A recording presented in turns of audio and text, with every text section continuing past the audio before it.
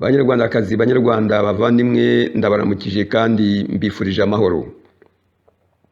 Ni Musomesha Aloys ubasuhuza, umuyobozi n'umuhuza w'umushinga w'ubwiyunge nyakuri DVJP, umushinga wigenga utabogamiye kuri politiki y'amashyaka n'ubutegetsi, uharanira politiki mpuzabanyarwanda n'ubutabera mpuzabantu. Muri iki kiganiro nifuje kubabwira muri make ibikubiye mu nyandiko nasohoye ku itariki ya 17 Gashyantare buri mwaka w'ibihumbi 2021. Iyi nyandiko ikaba yitwa Rwanda, impinduka y'ubwiyunge nyakuri, ubwisanzure n'ubwigenge busesuye mu Banyarwanda. Muri iyo nyandiko nashyize hamwe ibitekerezo nigeze gutangaza kandi bifitanye isano n'iyo nyito kugira ngo bishobore kumvikana neza kurushaho. Ndabasobanurira uburyo bushya Abanyarwanda twakoresha kugira ngo tubone ubwisanzure n'ubwigenge busesuye, ndetse nuko twahindura imiterere ya Repubulika y'u Rwanda kugira ngo tugere ku bumwe n'ubwiyunge nyakuri. Ukwezi kwa karindwi mu Rwanda nuko impinduka za politiki. Kuva u Rwanda rwabona ubutegetsi bwa Repubulika, yavanyeho ingoma ya cyami tariki ya 28 Mutarama umwaka w'1961, twagize izindi mpinduka za politiki 3 zose zabaye ari mu kwezi kwa karindwi. Tariki ya 1 Nyakanga umwaka w'1962, u Rwanda rwabonye ubwigenge kuko ubutegetsi bw'abakoloni bwavuyeho maze rushyiraho politiki ya demokarasi ishingiye ku mashyaka. Tariki ya 5 Nyakanga umwaka w'1973, ubutegetsi bwa Repubulika ya mbere bw'abasivili bwahiritswe ku ngufu za gisirikare n'ingabo z'igihugu zashyizeho ubutegetsi bw'ishyaka rimwe rukumbi. Tariki ya 4 z'ukwezi kwa karindwi umwaka w'1994, FPR Inkotanyi yari igizwe n'impunzi z'Abanyarwanda yafashe ubutegetsi ikoresheje nayo ingufu za gisirikare, imaze gutsinda intambara yatangije tariki ya 1 Ukwakira umwaka w'1990. Iyo ntambara yahitanye abantu benshi kandi iherekezwa n'ubwicanyi ndimburambaga bw'indengakamere burimo itsembabwoko ryo muri 1994. Izo ngoma z'ubutegetsi zose zubakiwe kuri politiki y'inyabutatu nyirwamoko utututsi twa. None ko bigaragara ko ukwezi kwa karindwi ari uko impinduka za politiki, umunsi w'amahoro uzahuza kandi ukunga Abanyarwanda bakagira ubumwe uzaba uwuhe? Nyuma y'ishingwa rya Repubulika twabonye ubwigenge bw'igihugu mu butegetsi, ariko ntitwabonye ubwigenge bw'abene igihugu kuko Abanyarwanda twagumanye bimwe mu bitekerezo by'ingoma za cyami na gikoloni. Impinduka za politiki iyobowe n'abasirikare nazo kandi ntizatugejeje ku bwigenge n'ubwisanzure kuko nta bumwe nyakuri twashoboye kugira. Twakwibahora dute ibyo bitekerezo kugira ngo tugere kuri ubwo bumwe n'ubwigenge busesuye? Kuva intambara yatangiye umwaka w'1990 n'itsembabwoko birangiriye muri 1994, icyunamo cy'amezi 3 twibukiramo abazize ubwo bwicanyi gikurikirwa n'umunsi w'isabukuru y'ubwigenge bw'igihugu cyacu tariki ya 1 Nyakanga. Uwo munsi ariko bamwe mu Banyarwanda ntibawibonamo kuko utashoboye kuduhuza twese. Koko rero ubwo bwigenge bw'igihugu bwagezweho Abanyarwanda bamwe barimo abenshi b'Abatutsi bamaze guhunga imyivumbagatanyo y'Abahutu bashakaga iyo Repubulika yatangiranye na revolution yo muri 1959. Ari nacyo gituma uwo munsi utizizwa uko bikwiye kuko igihugu cyabonye ubwigenge nta bumwe dufite. Kubera izo mpamvu buri munyarwanda wese akaba akwiye kwibaza icyakorwa kugira ngo tugere noneho kuri ubwo bumwe bwatuma tugira ubwigenge busesuye bw'Abanyarwanda. Ibiganiro kunyirwamoko y'Abahutu, Abatutsi n'Abatwa rero birakenewe. Muri uyu mushinga w'ubwiyunge nyakuri DVJP dusanga ubwo bumwe butashoboka mu gihe tugifite indwara y'irondakoko n'ivangura ryatugejeje kuri iryo tsembabwoko n'ubundi bwicanyi bushingiye ku ngirwamoko y'abahutu, abatutsi n'abatwa nita ko ari ingirwamoko ya politiki. Niyo mpamvu dukwiye guharanira politiki mpuzabanyarwanda dushaka umuti n'urukingo by'iyo ndwara, tukayoboka inzira y'ukuri n'iy'ubutabera bwigenga kandi tukababarirana kugira ngo twiyunge by'ukuri. Ubumwe n'ubwigenge busesuye tuzabugeraho nidutsinda politiki y'inyirabutatu gatanya gateranya, tukubaka Repubulika yunze ubumwe y'Abanyarwanda. Ukuri, imbabazi n'ubwiyunge biva mu biganiro. Nk'uko maze kubivuga, ingirwamoko ya politiki y'abahutu, abatutsi n'abatwa ashingiye ku binyoma by'abashakaga gutanya Abanyarwanda kandi bakaba barabigezeho koko. Nyuma y'inyigisho ntanga muri uyu mushinga, buri wese amaze kumva ko Abanyarwanda bagizwe abahutu, abatutsi n'abatwa kubera impamvu za politiki, byamufasha kwibabarira ubwe no kubabarira uwamuhemukiye amuziza ingirwabwoko bwe, kuko imyumvire ye yaba imaze guhinduka. Ubumwe nyabwo, ubwigenge n'ubwiyunge nyakuri tuzabugeraho nituva muri gereza ya politiki y'inyabutatu tugasenya ibinyoma byayo. Kugira ngo ibyo bishoboke, tugomba kugira ibyo twigomwa. Nitumara kwibohora ingengabitekerezo by'izo ngirwamoko, nibwo tuzashobora kugira ubwisanzure nyabwo. Abanyarwanda bagifungiye muri iyo gereza ya politiki ni abagishyira ubuhutu, ubututsi n'ubutwa imbere y'ubumuntu bwabo, kuko batarahumuka ngo babone ko ayo ngirwamoko ari intwaro abanyepolitiki bakoresha igihe bashakiye bitewe n'inyungu zabo z'ubutegetsi. Niyo mpamvu dukwiye guhindura system politiki, ni ukuvuga imiyoborere y'igihugu twasigiwe n'abakoloni, kugira ngo inzego z'ubutegetsi zose abanyepolitiki bakoresha bahungabanya Abanyarwanda bazirekure, maze zihinduke iz'ubuyobozi bwa sosiyete sivili yigenga. Hari Abanyarwanda biyita abahutu, abatutsi n'abatwa kandi bazi neza ko izo nyito atari amoko y'ukuri, ariko bakabiterwa n'impamvu za politiki y'ubutegetsi cyangwa n'imibanire yabo n'abandi, kuko ari byo twamenyereye kumva. Dukwiye gutinyuka rero tukabiganiraho kugira ngo dushake ukuri nyakuri. Ibihe bisa birasimburana.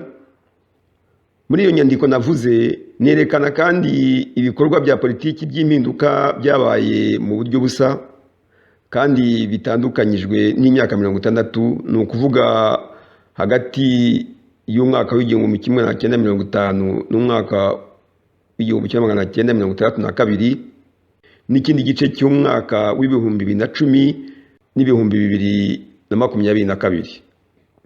Kuva Repubulika yashingwa mu mwaka w'1961, imyaka 60 irarangiye. Inkundura yo kuvanaho ubwami yabereye rimwe n'iyo gushaka ubwigenge bw'u Rwanda mu myaka ya za 50, mu gihe umuryango w'abibumbye ONU wari utangiye kugaragaza ko ibihugu byakolonijwe bikwiye kubona ubwo bwigenge. Ibyo byabaye intambara y'isi yose yo mu myaka ya za 40 na 45 kugera 45 irangiye. Itangazo mpuzamahanga ku burenganzira bw'ikiremwamuntu ari mu Gifaransa bita Déclaration universelle des droits de l'homme rimaze kwemezwa tariki ya 10 z'ukwezi kwa 12 umwaka w'1948. Byatumye abanyabwenge batangira guharanira ukwishyira ukizana, ubwisanzure, uburinganire n'iyubahirizwa ry'uburenganzira bwa muntu. Nyuma y'imyaka 7 intambara y'isi irangiye, mu Rwanda tariki ya 14 Nyakanga umwaka w'1952 nibwo hatangijwe bwa mbere iteka rishyiraho inzego z'ubuyobozi binyuze mu matora, arizo inama za sous-chefferie, iza chefferie, iza territoire n'inama nkuru y'igihugu. Nyuma y'imyaka 60, umwaka w'2010 wabayemo ibikorwa bibiri by'ingenzi kandi bisa nuko gutangiza demokarasi mu Rwanda, kuko muri uwo mwaka aribwo abanyepolitiki banyuranye ndetse na bamwe mu bagize umuryango wa sosiyete sivili batangiye guharanira ko abanyarwanda bishyira bakizana kandi bakareshya imbere y'amategeko. Ibyo ni nyuma y'imyaka 16 intambara ya 1994 irangiye. Kimwe muri ibyo bikorwa bikomeye ni ishingwa rya Fondation Kizito Mihigo pour la paix KMP. Uwo muryango washyizweho na Kizito Mihigo wo muri sosiyete sivili ubwo yavaga mu Bubiligi akajya mu Rwanda guharanira ubumwe n'ubwiyunge nyakuri bw'abanyarwanda.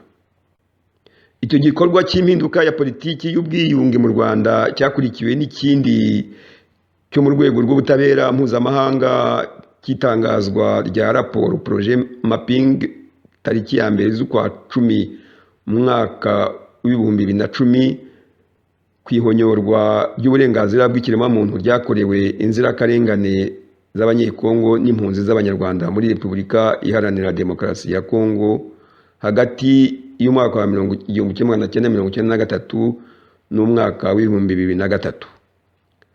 Ni ukuvuga nanone imyaka 7 nyuma y'uwo mwaka w'2003 wafashweho nk'iherezo ry'igihe fatizo cy'ibyaha byakoreweho iyo raporo projet mapping. Uwo mwaka w'2003 niwo kandi wabayemo amatora ya mbere ya Perezida wa Repubulika mu Rwanda nyuma y'intambara ya 1994. Kimwe nuko muri iriya myaka ya za 50 abanyarwanda bari bayobowe n'abakoloni bategekeraga mu butegetsi bw'ingoma y'ubwami. Nanone birazwi ko muri iyo myaka ya 2010 ubutegetsi bw'u Rwanda bwari bushyigikiwe n'abategetsi b'ibihugu by'ibihangange nyuma y'itsembabwoko n'ubundi bwicanyi ndengakamere bwakozwe barebera, ndetse iryo tsembabwoko rikaba byaratangiye ingabo z'ibihugu byabo ziri ku butaka bw'u Rwanda. Tariki ya 13 Gashyantare umwaka w'1954 umwami Charles Mutara wa gatatu Rudahigwa yavuze disikuru ikomeye ubwo yatangazaga ko ari ngombwa kuvanaho inzego z'ubutegetsi zishaje kugira ngo zisimburwe n'iza leta nshya ijyanye n'igihe kigezweho. Naho tariki ya 2 Mata umwaka w'1954 uwo mwami yaciye ubuhake, bityo atangiza igikorwa cyo kuvanaho ubusumbane hagati y'abiswe Abahutu n'Abatutsi. Nanone nyuma y'imyaka 60 tariki ya 5 Werurwe umwaka w'2014 umuhanzi n'umuririmbyi Kizito Mihigo yasohoye indirimbo yise Igisobanuro cy'urupfu, avugamo ko nta rupfu rwiza rubaho, yaba jenoside cyangwa intambara, uwishwe n'abihorera, kandi ko kimwe n'Abatutsi bishwe muri jenoside mu Rwanda mu mwaka w'1994 abandi bantu bazize urugomo rutiswe jenoside nabo ari abantu abasabira, abakomeza kandi abazirikana. Igikorwa cy'umwami w'umukirisitu Charles Rudahigwa cyo guca ubuhake mu mwaka w'1954 cyatangije impinduka mu miyoborere n'inzego z'ubutegetsi bw'igihugu. Tariki ya 22 Gashyantare umwaka w'1957 ariko abagize inama nkuru y'igihugu Conseil supérieur du pays bashyigikiye kandi bakomeye ku bwami basohoye inyandiko yitwa mise au point ivuga ko Abahutu badashobora kureshya n'Abatutsi. Abo nibo baje gushinga ishyaka ryiswe UNAR. Abo bashefu bakuru b'ubwami bashakaga ko igihugu kibona ubwigenge, ariko bagahakana ko hariho ikibazo hagati y'Abahutu n'Abatutsi. Tariki ya 24 Werurwe umwaka w'1957 abagize Mouvement Social Muhutu nabo basohoye inyandiko yiswe Manifeste y'Abahutu basaba ko ikibazo cy'ubusumbane hagati y'Abahutu n'Abatutsi gikemurwa mbere y'uko igihugu kibona ubwigenge. Habyarimana Joseph Gitera wari ku isonga ry'icyo gikorwa yaharaniraga uburinganire no guca akarengane kakorwaga n'ubutegetsi bw'ingoma ya cyami. Umwami Rudahigwa amaze kubona ko Habyarimana Gitera atewe hejuru n'ibyegera bye kubera icyo kibazo yagejeje bwami, nibwo yagize ati aho kwica gitera mwica ikibimutera. Umuryango w'abibumbye ONU, Ububiligi ndetse n'ubutegetsi bw'ubwami ntibigeze rero icyo kibazo bakiga kugira ngo kibonerwe umuti. Iyo muvumo niyo yavuyemo Aprosoma na MDR Parmehutu, ishyaka ryari ryiganje cyane mu butegetsi bwa Repubulika y'inyabutatu cyami. Igikorwa cy'umukirisitu Kizito Mihigo gisa n'icy'umwami Rudahigwa cyo guca ubuhake yagaragaje mu ndirimbo igisobanuro cy'urupfu cyabangamiye ubutegetsi cyane. Nyuma y'igihe gito gusa nibwo hagaragaye abaturage bashyikiriza inteko ishinga amategeko inyandiko ziyisaba guhindura itegeko nshinga kugira ngo umukuru w'igihugu ashobore kongera kwiyamamariza uwo mwanya w'ubutegetsi, kuko iryo tegeko ritabimwemereraga. Tariki ya 4 z'ukwezi kwa munani umwaka wa 2017, Perezida wa Repubulika akaba n'umukandida wa FPR Inkotanyi yongeye gutorerwa kuyobora igihugu.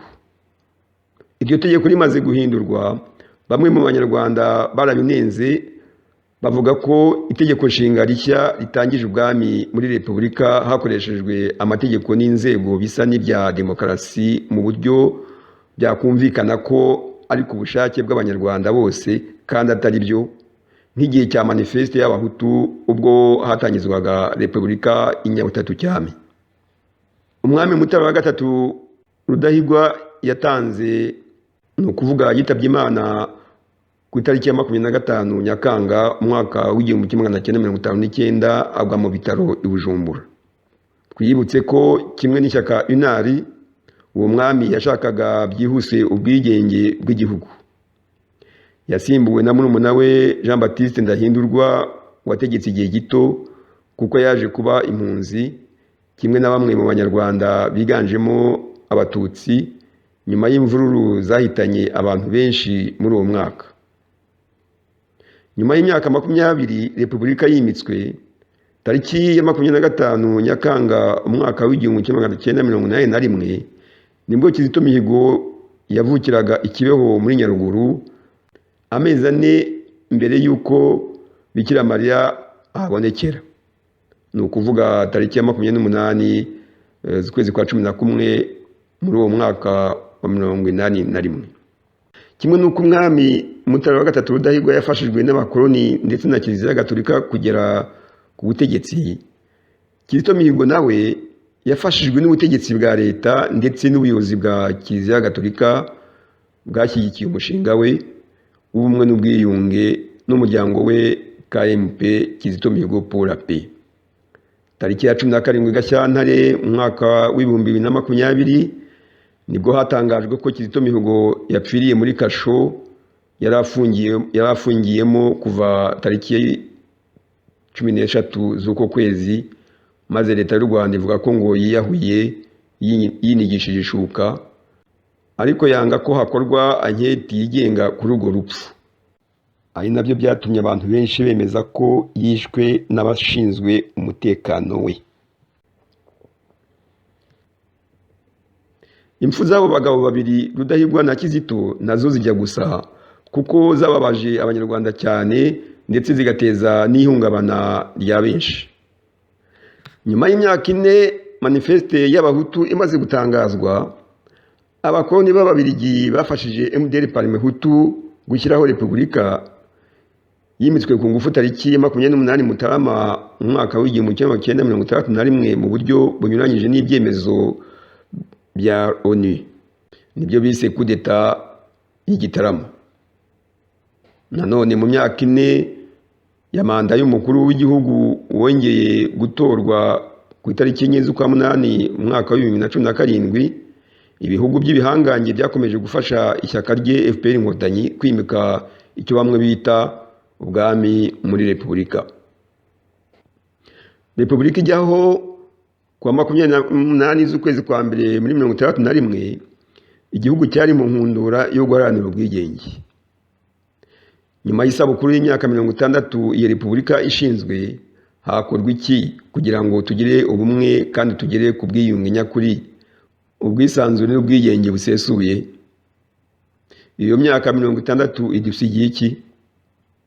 ikibazo Hutu Tutsi twa ubu giteye gute, tugikemure dute? Nyuma y'amahano twagize, uyu mushinga usanga tudakwiye gukomeza kurimira ku rwiri, twirengagiza kandi tuzinzika icyo kibazo. Twizere ko tariki ya 2 Nyakanga umwaka w'2022 tuzizizaho isabukuru y'imyaka 60 y'ubwigenge, ibikorwa byo kwibohora inyabutatu nyirwamoko no kubaka inzu y'amahoro ahoraho bizaba byararangiye. Dutekereze kandi twitegereze neza. Nyuma yo kwimuka Repubulika tariki ya 28 z'ukwezi kwa mbere muri 1961 tubifashijwemo n'Ababiligi, twabonye ubwigenge tariki ya 2 z'ukwezi kwa karindwi 1962. Mu by'ukuri izo mpinduka zombi zakozwe gicuri kuko iyo Repubulika yagiyeho tukiri mu bukoloni. Hagombaga kubanza ubwigenge, abakoloni bakagenda, noneho Abanyarwanda twamara kugira ubumwe tukabona kwishyiriraho ubutegetsi bwacu twumvikanyeho bugizwe n'inzego nshya za Repubulika cyangwa ubundi butegetsi. Siko byagenze. Ubwo bumwe bwagezweho kuko abagize inama nkuru y'igihugu n'ubutegetsi bw'ubwami batemeraga ko hari ikibazo Umuhutu Mututsi, ahubwo bakaba barashakaga ubwigenge bwihuse no gushyiraho ubwami bugendera ku itegeko nshinga. Abayobozi ba Mouvement Social Muhutu bo bemezaga ko icyo kibazo gihari kandi gikomeye, ndetse bashaka ko kibonerwa umuti mbere yo kubona ubwo bwigenge. Izo mpande zombi ntizashoboye kumvikana. Abayobozi b'amashyaka yashakaga impinduka y'ubutegetsi bamenyeshejwe ibyemezo bibiri bya Loni byo kuwa 20 Ukuboza mu mwaka w'1960. Kimwe muri byo cyasabaga ko umwami Kigeli wa gatanu Ndahindurwa wari muri Kongo agaruka mu Rwanda, hakabaho amatora yo kwemeza urwego rw'ubutegetsi bw'umwami, ni ukuvuga referendum sur l'institution du mwami. Aho kubahiriza ibyo byemezo, tariki ya 28 Mutarama 1961 abo bayobozi b'amashyaka bateranyirije mu nama igitarama abayobozi b'amakomine bose bari bamaze gutorwa, maze bemeza gushyiraho ubutegetsi bushya bwa Repubulika. Nk'uko nabivuze, nibyo bise coup d'etat igitarama. Ubukoloni bwamaze imyaka 60, none Repubulika nayo imaze indi myaka 60, nyamara turacyafite bimwe mu bitekerezo n'imikorere by'ubwami na gikoloni. Amashyaka yose yayoboye ubutegetsi bw'u Rwanda, ni ukuvuga MDR Parme Hutu, MRND Mouvement na FPR Inkotanyi, yemeye iyo Repubulika. Nyamara iyo Repubulika yakomeje gutanya Abanyarwanda kuko batashoboye kubana bose mu gihugu. Niyo mpamvu igomba guhinduka kugira ngo Abanyarwanda babone ubwiyunge nyakuri n'ubumwe nyabwo, ubwigenge n'ubwisanzure busesuye. Ntitwavanaho ariko iyo Repubulika tuyisimbuza ubundi butegetsi kuko Abanyarwanda hafi ya bose bemeye ko ibayobora. Ntitwasubizaho kandi ubwami kuko Abanyarwanda benshi babwanze binyuze mu matora, kandi ayo matora akaba atasubirwamo. Byagenda gute rero? Kuva tariki ya 28 z'ukwa mbere 1961 kugeza ku isabukuru y'imyaka 60, Repubulika y'ishyaka rimwe rya MDR Parme Hutu yasimbuwe na MRND Mouvement yashyizweho na za coup d'etat kugeza igihe itegeko nshinga ryemeye amashyaka menshi tariki ya 10 z'ukwezi kwa gatandatu muri 1991. Ubwo butegetsi bunganye igihe n'ubwo ishyaka rya FPR Inkotanyi kuva rigeze mu Rwanda ku itariki ya 2 z'ukwa 10 muri 1990 kugeza tariki ya 28 z'ukwa mbere mwaka w'2021, ni ukuvuga imyaka 30 n'amezi 4. Impinduka yabanjirije ubutegetsi bw'Abahutu, ni ukuvuga kuva tariki ya 24 z'ukwa gatatu muri 1957 kugeza tariki ya 28 z'ukwa mbere 1961, ijya kungana kandi niyakozwe n'Abahututsi, ni ukuvuga tariki ya 2 z'ukwa 10 1990 kugeza ku ya 4 z'ukwa karindwi 1994. manifeste y'abahutu yashyizweho umukono tariki ya 24 z'ukwa gatatu muri 1957 nk'uko nabivuze. Kuva kuri iyo tariki kugera tariki ya 28 z'ukwa mbere 1961 harimo imyaka 3 n'amezi 4. Tariki ya 4 z'ukwezi kwa munani mwaka wa 2017 Perezida wa Repubulika yongeye gutorerwa kuyobora indi manda nyuma y'aho itegeko nshinga rihinduriwe rimwemerera kongera kwiyamamariza uwo mwanya w'ubutegetsi. Kuva kuri iyo tariki kugeza ku itariki ya 28 z'ukwa mbere mwaka wa 2021 harimo imyaka 3 n'amezi 6.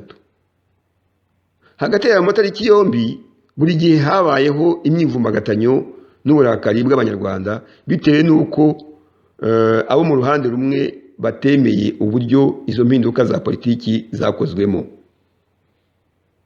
Koko rero nyuma y'isinywa rya manifeste y'abahutu ku itariki ya 24 z'ukwezi kwa gatatu 1957 hatangiye revolution yabagejeje ku butegetsi bwa Repubulika yitiriwe abahutu, ariko bamwe mu banyarwanda barayamaganye ndetse bahunga igihugu, abenshi bakaba bari rubanda rw'abatutsi n'abanyepolitiki bategekaga mu gihe cy'ingoma y'ubwami. Nyuma yo gutorerwa indi manda kwa Perezida wa Repubulika ku itariki 4 z'ukwezi kwa munani mwaka wa 2017 itegeko nshinga rikamwemerera gukomeza gutegeka Repubulika yitiriwe abatutsi.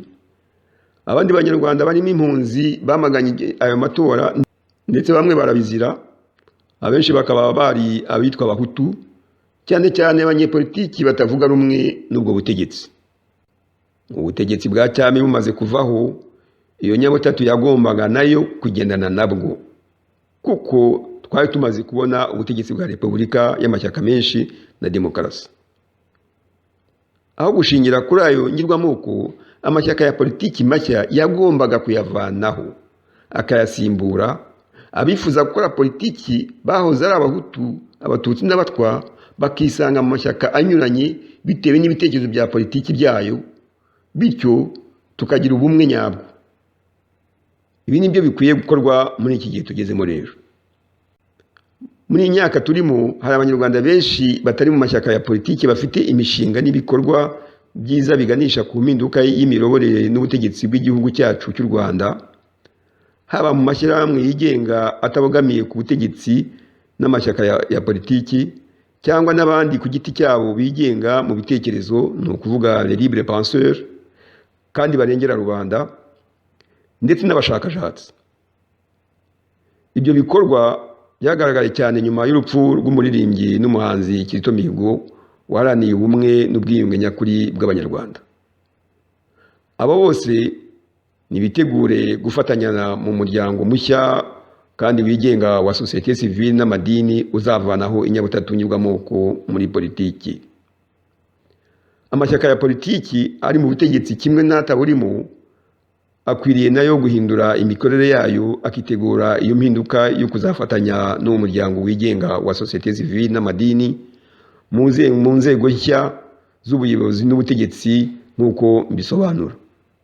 Biragaragara rero ko mu banyarwanda igihe kigeze cyo kuzana iyo mpinduka nshya ikozwe n'ibitekerezo mu bundi buryo butari ubw'intambara kandi butari ubw'amashyaka gusa. Société civile yigenga ikwiye kugira uruhare runini mu kwimika Repubulika yunze ubumwe y'u Rwanda rwiyunze. Mbagezeho noneho icyifuzo cy'uyu mushinga w'ubwiyunge nyakuri DVJP. Kiliziya Gatolika yizihiza ivuka rya Yezu Kristu n'ubumwe bw'abakristu tariki ya 25 z'Ukuboza buri mwaka. Mu mateka y'u Rwanda, Kizito Mihigo w'ikibeho nawe yakoze ibikorwa by'indashyikirwa byo kunga abanyarwanda kugira ngo bagire ubumwe ashingiye ku nyigisho za Yezu Kristu. Izo nyigisho zerekeye urukundo, imbabazi, ubwiyunge n'amahoro, atwubakira umusingi w'inzu y'amahoro ariwo Fondation KMP Kizito Mihigo pour la paix. Nkuko yigishaga imbabazi adusaba kubabarirana abo yaba yarakoreye ibyaha bamubabarira, kimwe nuko nawe yababariye ababimukoreye. Kubera iyo mpamvu rero, ibyo bishobotse tariki ya 25 Nyakanga twibukiraho ivuka rya Kizito Mihigo w'ikibeho yagirwa umunsi w'ubumwe n'ubwiyunge nyakuri bw'Abanyarwanda, mu Gifaransa twakwita Journée rwandaise pour l'unité et la réconciliation authentique. Ubwo bumwe tuzabugeraho byuzuye nitubona ubwisanzure n'ubwigenge busesuye. Uwo munsi w'amahoro arambye tuzawizihiza nidusohoka muri gereza ya politiki y'Inyabutatu ngirwamoko, tugasenya inkuta ngengabitekerezo utututsi twa, maze tukabana neza mu nzu y'amahoro izira amahano yubakishijwe ukuri, ubutabera n'imbabazi. Uwo munsi w'impinduka y'ubwigenge bushya niwo dutegereje. Guhera tariki ya 28 Mutarama umwaka w'2021 niduharanire kuvana Inyabutatu cyami muri Repubulika. Biragaragara neza ko amashyaka ya politiki muri demokarasi ya Repubulika adashobora gukorera mu ngirwamoko ya politiki y'Inyabutatu ya cyami ngo tuzagira amahoro. Ibi bintu bikurikira ntibishobora kubangikana, ni kimwe cyangwa ikindi. Ntangirwamoko ya politiki mu moko gakondo y'ikiryango, ntangirwamoko ya politiki mu mashyaka ya politiki, nta Nyabutatu ngirwamoko muri demokarasi nyarwanda, kandi nta bwami muri Repubulika. Ku itariki ya 3 z'ukwezi kwa gatanu mu mwaka ushize w'2020 natangarije abashyigikiye ibitekerezo by'uyu mushinga w'ubwiyunge nyakuri DVJP ko guhera uwo munsi Kizito Mihigo atubereye umuyobozi wa roho w'ubwiyunge, no kuvuga le guide spirituel de la réconciliation. Uyu mushinga wongeye gusaba Abanyarwanda ko itariki ya 17 Gashyantare twibukiraho urupfu rwa Kizito Mihigo yaba umunsi wo kwibohora Inyabutatu ngirwamoko ya politiki. Bitewe nuko nawe yatubereye igitambo kugira ngo dushobore gukira inzika n'inzangano zishingiye kuri politiki y'ivangura, natwe nitwibohore abangirwamoko ya politiki maze tumwiture urukundo yadukunze. Ibibazo bidasanzwe bikemurwa n'umuti udasanzwe, kandi impinduka nziza ikorwa n'ibitekerezo bishya. Harakabaho ubumwe n'ubwiyunge nyakuri, harakabaho ubwisanzure n'ubwigenge busesuye bw'Abanyarwanda. Iyo nyandiko yashyizweho umukono ku itariki ya 28 Mutarama umwaka w'2021, itangazwa ku itariki ya 17 Gashyantare umwaka w'2021. Iyi nyandiko kandi murayisanga kuri site internet y'uyu mushinga w'ubwiyunge nyakuri DVJP. Iyo site ikaba yitwa projet_dvjp.net. Murakoze, mugira amahoro ahoraho.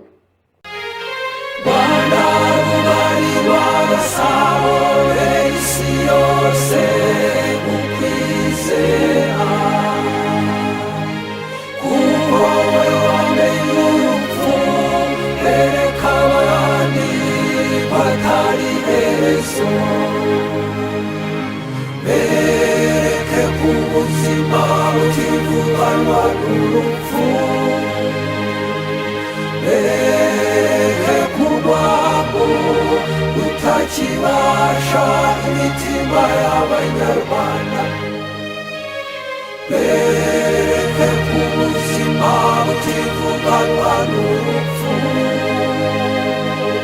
bereke ku rwango rutakibasha imitima y'Abanyarwanda.